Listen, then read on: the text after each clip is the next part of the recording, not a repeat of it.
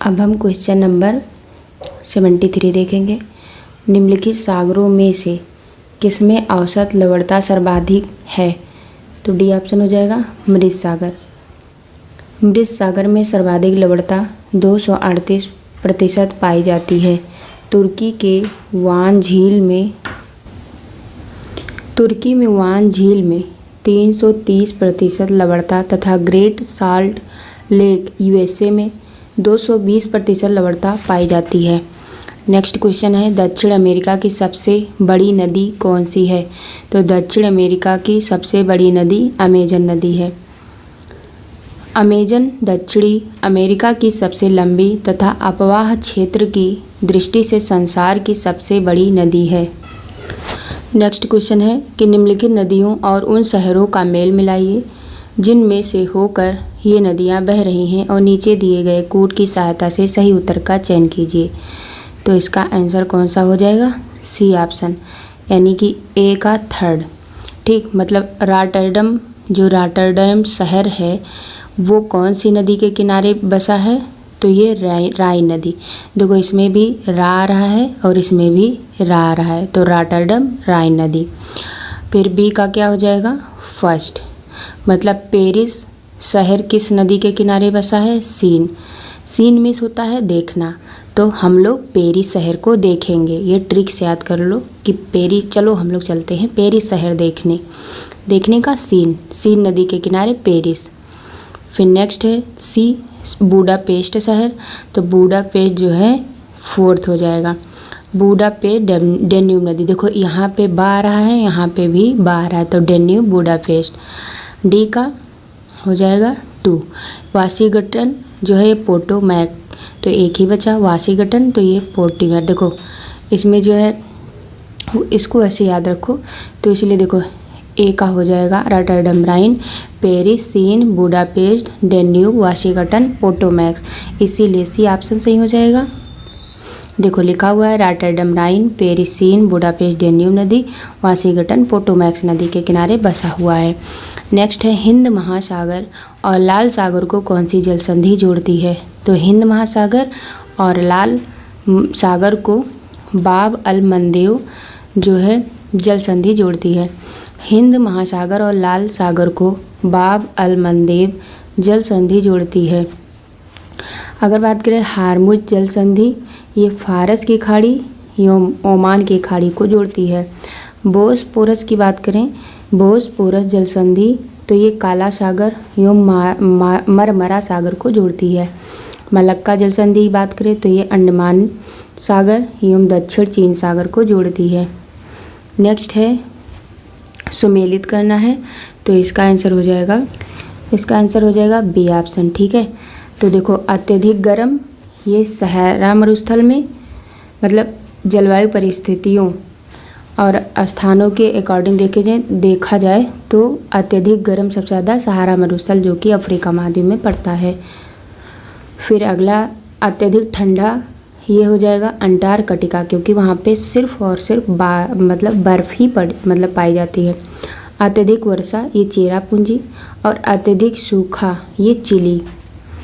फिर नेक्स्ट है कि किस मिट्टी में केशिका यानी कि कैपिलरी सबसे अधिक प्रभावशाली होती हैं? तो जो है चिकनी मिट्टी में केशिका सबसे अधिक प्रभावशाली होती हैं, क्योंकि केशिका क्रिया चिकनी मिट्टी यानी कि क्ले सॉइल में सर्वाधिक प्रभावशाली होती हैं, जबकि बलुई मिट्टी में यह न्यूनतम होती है। नेक्स्ट है विश्व में सबसे अधिक कोयला उत्पादन करने वाला देश, तो विश्व में सर्वाधिक उत्पादन करने वाला देश चीन है। वर्ल्ड मिनरल प्रोडक्शन 2015-2019 के अकॉर्डिंग चीन कोयला उत्पादन की दृष्टि से प्रथम स्थान पर है। फिर नेक्स्ट है कि कह निम्नलिखित में से कुल गार्डी में कौन सी क्रिया संपन्न होती है? तो कुल गार्डी में सोना खनन जो है क्रिया संपन्न होती है। पश्चिमी ऑस्ट्रेलिया में स्थित कुल गार्डी सोना स्वर्ण खनन के लिए प्रसिद्ध है। वर्तमान में यह पर्यटकों के बीच माइनिंग घोस्ट टाउन के रूप में प्रसिद्ध है। इस क्षेत्र में सोने की खोज 1892 ईस्वी में की गई थी। नेक्स्ट है कि निम्न देशों में से किस देश में 2019 में सालाना सबसे अधिक सोने का उत्पादन टन में हुआ? तो ये हुआ चीन में। मतलब चीन में 2019 में सालाना सबसे अधिक सोने का उत्पादन हुआ। इंडियन मिनरल्स ईयरबुक 2020 एवं वर्ल्ड मिनरल्स प्रोडक्शन 2015-19 के वर्ष 2019 तक के उपलब्ध आंकड़ों के अनुसार विश्व में सर्वाधिक सोने का उत्पादन चीन में हुआ। चीन में 380 टन, ऑस्ट्रेलिया में 326 टन, रूस में 305 टन एवं संयुक्त राज्य अमेरिका में 200 टन सोने का उत्पादन हुआ। नेक्स्ट है विश्व में एल्यूमिनियम का सबसे बड़ा उत्पादक है, तो ये हो जाएगा B option Bharat. World mineral production 2015-2019 के आंकड़ों के अनुसार वर्ष 2019 में एल्युमिनियम प्राथमिक उत्पादन करने वाले विश्व के 5 शीर्ष देश जैसे चीन, रूस, भारत, कनाडा तथा यूएई। नेक्स्ट है तेल के कोष सबसे ज़्यादा किस देश में है? तो डी ऑप्शन हो जाएगा वेनेजुएला। इंडियन मिनरल्स ईयरबुक 2020 के अनुसार वेनेजुएला में सर्वाधिक क्रूड ऑयल भंडार 48 बिलियन टन है। वेनेजुएला में विश्व का लगभग 19.62% कच्चे तेल का भंडार है। अगला क्वेश्चन है कोयले का सामान्य प्रकार है, तो ये हो जाएगा ए ऑप्शन बिटुमिनस। कोयला मुख्यतः कार्बन के यौगिक का मुक्त कार्बन मिश्रण है। कार्बनीकरण रासायनिक क्रिया द्वारा वानस्पतिक पदार्थों का कोयले में परिवर्तन होता है। कार्बन के अंश के आधार पर कोयला 4 प्रकार का होता है, एंथ्रेसाइड, बिटुमिनस, लिग्नाइट तथा पीट। चारों प्रकार के कोयले में बिटुमिनस सामान्य किस्म का कोयला माना जाता है। एंथ्रेसाइड कोयला एंथ्रेसाइड अत्यंत उत्तम कोटि का तथा पीट सबसे निम्न कोट का कोयला होता है। भारत में कुल प्राप्त कोयले का 90% से अधिक भाग प्राचीन काल की गोंडवाना शैलों में पाया जाता है। गोंडवाना युगीन कोयला मुख्यतः बिटुमिनस प्रकार का है। नेक्स्ट है ऊर्जा के वाणिज्यिक स्रोतों में विशुद्ध शामिल होते हैं, तो ये ऑप्शन हो जाएगा शक्ति, कोयला, तेल, गैस, जल विद्युत और यूरेनियम। ये ऊर्जा के वाणिज्यिक स्रोतों में विशुद्धतः शामिल होते हैं। ऊर्जा के वाणिज्यिक स्रोतों में बता चुके हैं कि विशुद्धता शक्ति, कोयला, तेल, गैस, जल विद्युत और यूरेनियम शामिल हैं। नेक्स्ट है निम्नलिखित में से कौन सा शहर धातु के व्यापार का सबसे बड़ा केंद्र है? तो सी लंदन। लंदन धातु के व्यापार का सबसे बड़ा केंद्र है। नेक्स्ट है साफ रात मेघीय रातों की अपेक्षा अधिक ठंडी होती है, तो ये हो जाएगा किसके कारण? विकिरण के कारण।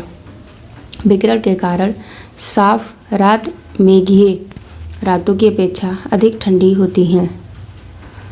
मेघीय रातों में वायुमंडल में जलवाष्प की मात्रा साफ रातों की अपेक्षा अधिक होती है। बहिर्गामी पार्थिव विकिरण को जलवाष्प अवशोषित करता है। फलस्वरूप मेघीय रातें अपेक्षाकृत अधिक गर्म महसूस होती हैं। इसके अतिरिक्त साफ रातों में वायुमंडल में जलवाष्प की कमी के कारण रात्रि के समय पार्थिव विकिरण आसानी से शून्य में चली जाती हैं, जिससे साफ रातें ठंडी महसूस होती हैं। वास्तव में वायुमंडल ग्रीन हाउस प्रभाव की भांति व्यवहार करता है। नेक्स्ट है मानसून का निवर्तन इंगित होता है, तो ये हो जाएगा सी ऑप्शन फर्स्ट, सेकंड और थर्ड। मतलब साफ आकाश से, बंगाल की खाड़ी में अधिक दाब परिस्थिति से और स्थल पर तापमान के बढ़ने से मानसून का जो निवर्तन इंगित होता है। उत्तरी भाग में जब मानसून लौटने लगता है तो प्रारंभ में स्थल पर तापमान में थोड़ी सी वृद्धि होती है। मानसून के लौटने के साथ साथ उत्तर पश्चिम में विस्तृत निम्न दाब का क्षेत्र बंगाल की खाड़ी की ओर बढ़ने लगता है। इस समय आकाश स्वच्छ हो जाता है। नेक्स्ट है निम्नलिखित में से किस योग का मिलान सही है? तो हो जाएगा बी ऑप्शन भूमध्य रेखीय क्षेत्र। ये गरज के साथ वर्षा माध्यम में होती है।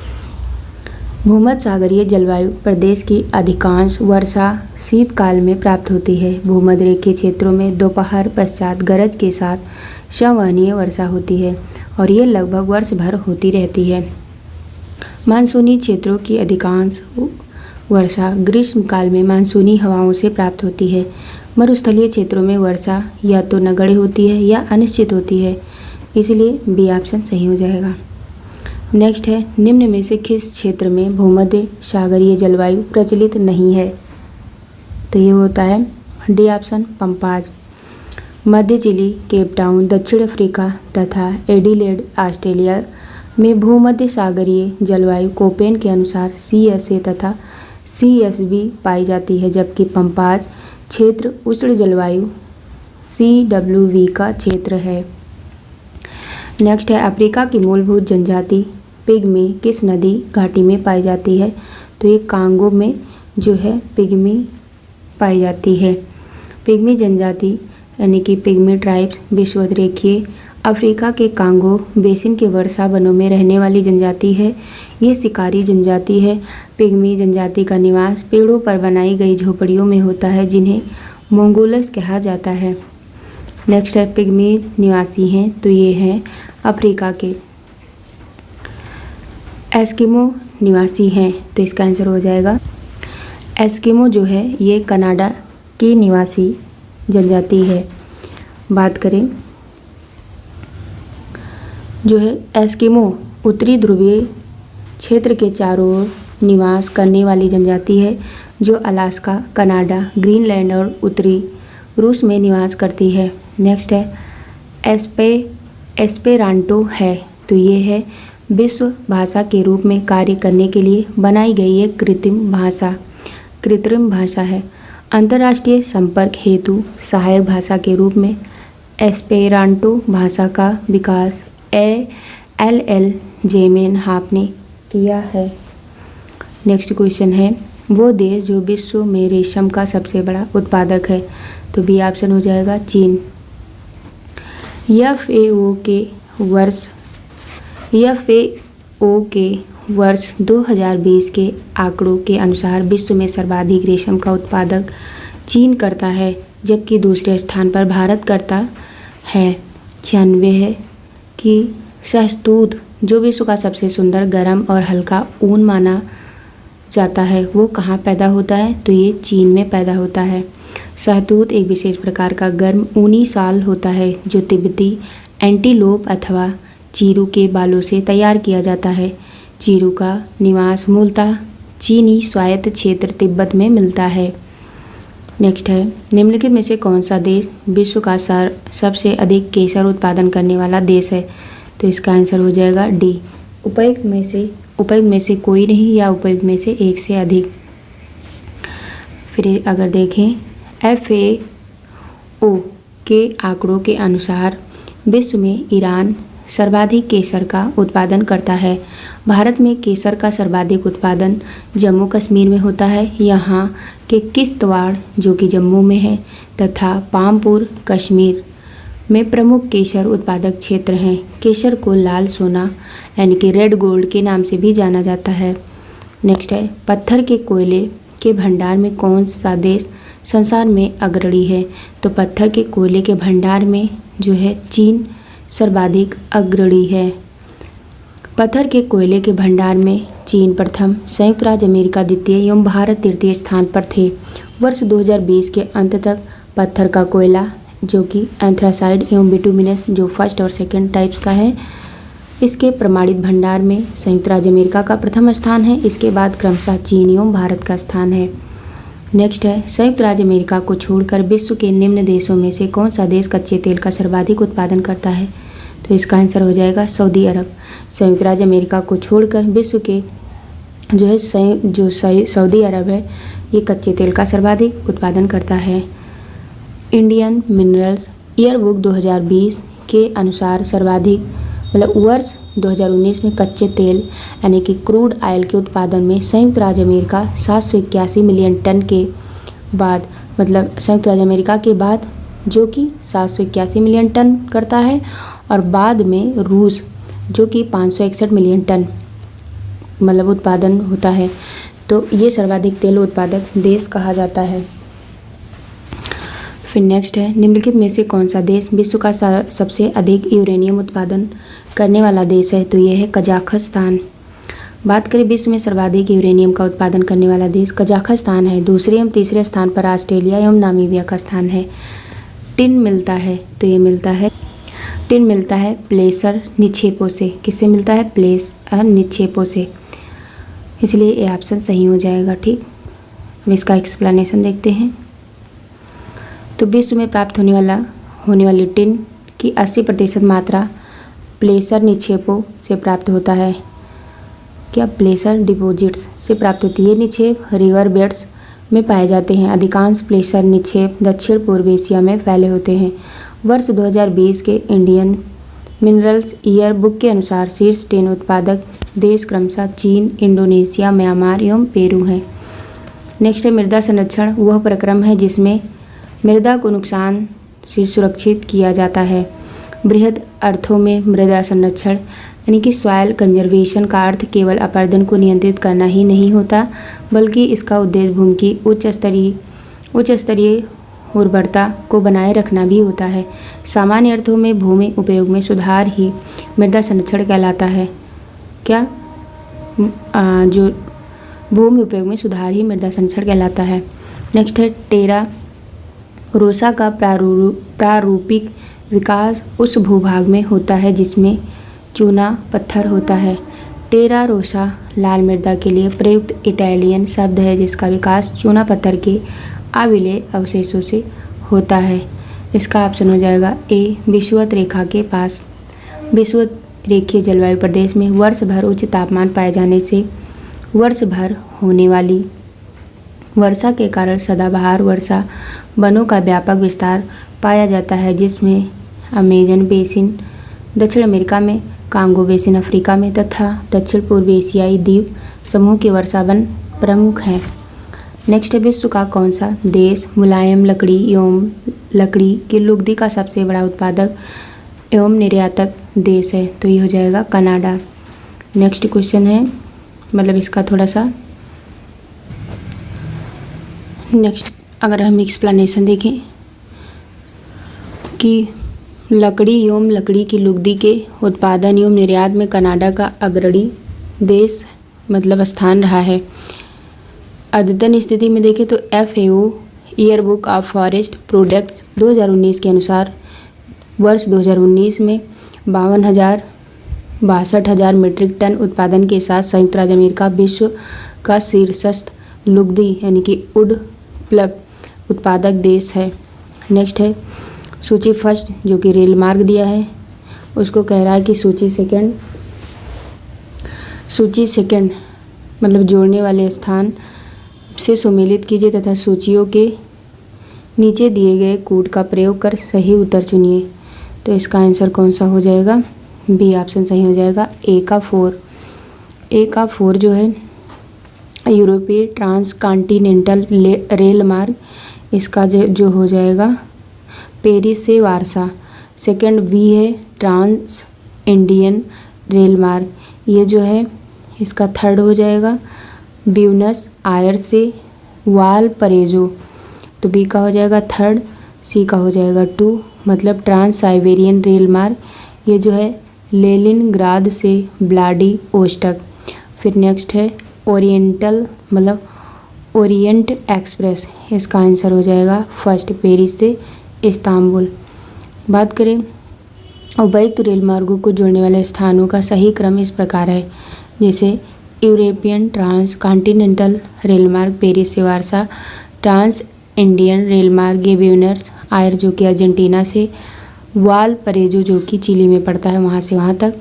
फिर ट्रांस साइबेरियन रेल मार्ग ये सेंट पीटर्सबर्ग जो कि लेनिनग्राद अथवा मॉस्को से व्लादिवोस्टोक यानी कि रूस तक। फिर ट्रांस साइबेरियन रेल मार्ग विश्व का सबसे लंबा रेल मार्ग है जिसकी जो लंबाई है वो लगभग 9,300 किलोमीटर। ओरिएंटल एक्सप्रेस ये पेरिस से इस्तांबुल। फिर नेक्स्ट क्वेश्चन है निम्नलिखित में से कौन एक पत्तन नगर नहीं है? तो हो जाएगा कैनबरा जो ऑस्ट्रेलिया की वर्तमान राजधानी है। इसको छोड़कर जो सभी और हैं जैसे टोक्यो, न्यूयॉर्क और लंदन, ये जो है नगर बंदरगाह नगर हैं। टोक्यो जो है जापान की राजधानी है, वह होन्शू द्वीप पर स्थित प्रमुख बंदरगाह है। फिर आगे हम देखें तो न्यूयॉर्क